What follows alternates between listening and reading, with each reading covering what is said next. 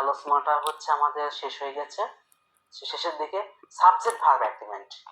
হ্যাঁ, subject verb এগ্রিমেন্টের কয়েকটা প্রশ্ন আছে এখানে, সেটা হচ্ছে আমি পরবর্তী ক্লাসে এটা শেখাবো।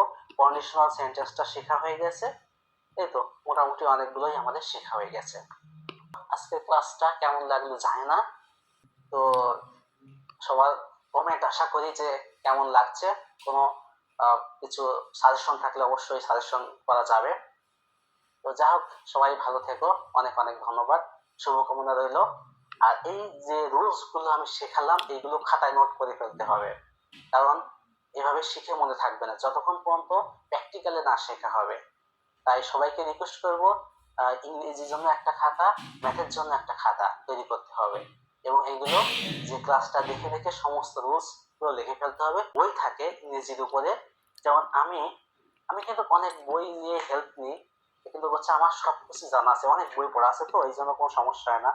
এই বইটা থেকে আমি অনেকটা ক্লাস নিলাম, আগামী দিন আরো কিছু বই নিয়ে নোট তৈরি করে ক্লাসে আলোচনা করা হবে।